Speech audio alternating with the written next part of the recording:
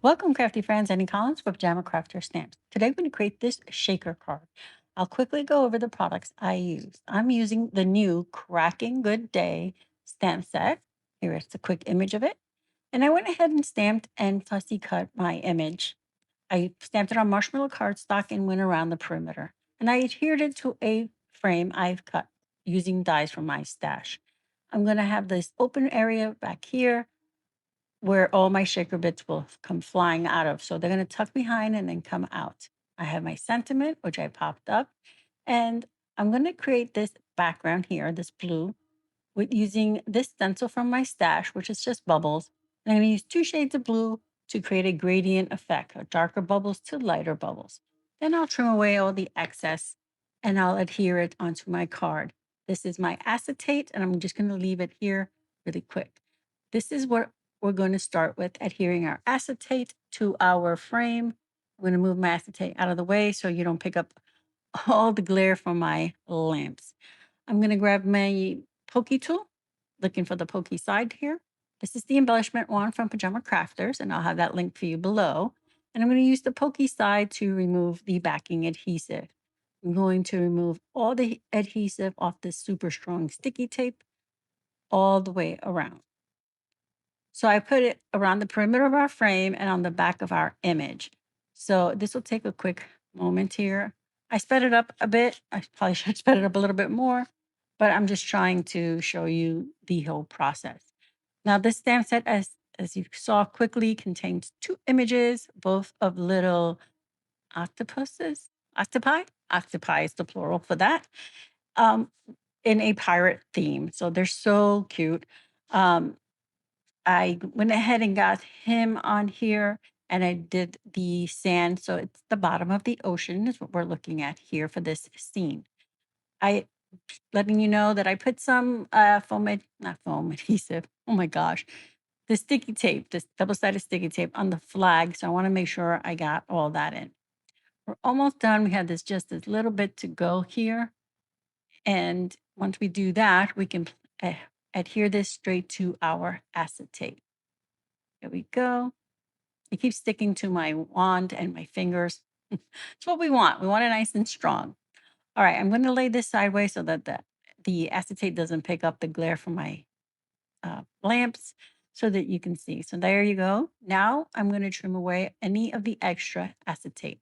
I like to stick my scissors just behind the frame so that I can trim away, not leaving any excess of the acetate showing. It can get a little sharp once you cut it, so you have to be careful with it.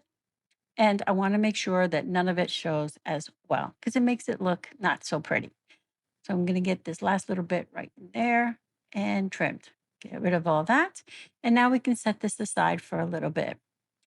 We're going to grab the backing cardstock, and I cut it just a little bit bigger than the frame. And I traced my frame just by placing the die I used so that I know I have to stay within that area, within that space for when I'm doing my stenciling. It's just a guide for myself. That is not required.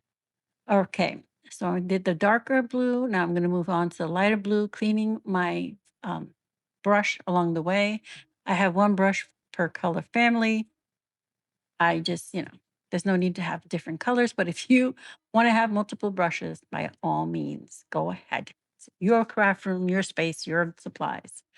Okay, so I'm removing the stencil, and this stencil is from my stash, but you use whatever you have. All right, now our background is done. Now keep in mind that when you're doing a shaker, you want anything in the background to be smooth so that your little shaker bits move accordingly. So if you want to do anything else to it, you can. Just make sure it's all dry and that it doesn't interfere with the bits shaking.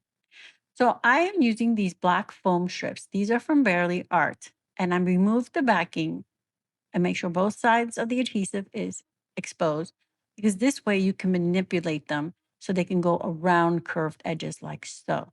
These are nice and tall, so I'm only going to need 1 of these. I don't have to put double the amount.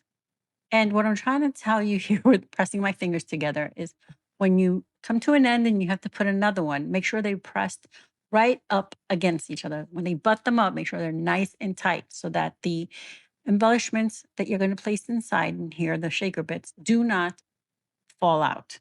If you leave it too gappy, they will fall out. So I'm just keep pressing them against and filling the whole perimeter. Here I have a little bit, so I need to go ahead and trim this piece. Once I trim this piece, I can push it about against one another.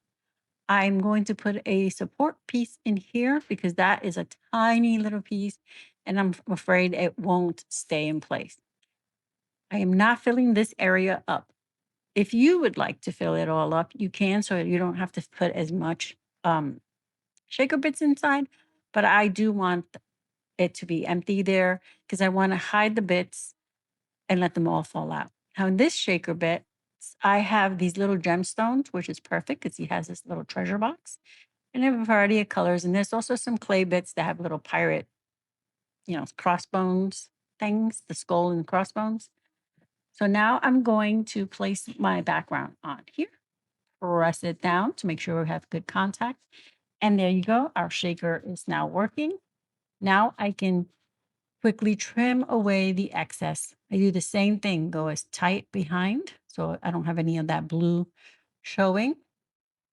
And just keep trimming it until it's all trimmed away. Got this little bit here to go. And then I can take it, test it. All the bits are staying in, so I did a good job. Now I can use my liquid adhesive and adhere this panel to our card, making sure to leave a nice perimeter all the way around. Mind my head, I needed to stand up and make sure I was where I needed to be. Press it in place, and now our shaker works. Now I can adhere our sentiment, which reads, wishing you a swashbuckling birthday. So this is a fun birthday card for a little one, for anyone who loves pirate stuff. I know I know plenty of adults that do. So I'm going to go ahead and place that right about here. Make sure it's straight. Once I have that, I save a few of those little shaker bits. There's the little pirate skull and crossbones. I'm going to place that on the frame part. And then I brought in some red jewels from my stash that I'm going to place on the frame. Now, Pajama Crafters does have a variety of embellishments. So I will link the embellishment area for you to go through and pull them all out. I didn't order my excess supply to have the red ones in, but I had these in my stash, so I used that for this video. But I will link the embellishments section for you to go peruse and shop.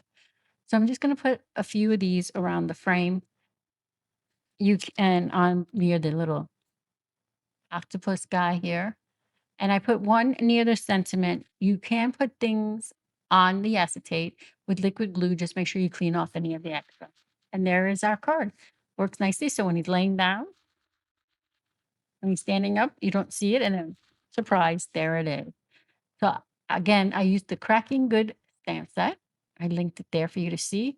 And don't forget to let me know in the comments. Have you ever made a shaker card this size? This is big. This is like 4.5 by 6, but any size.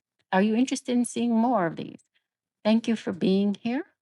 Don't forget to like and subscribe not only to our channel, but to our blog and our socials. Here's another look at our card.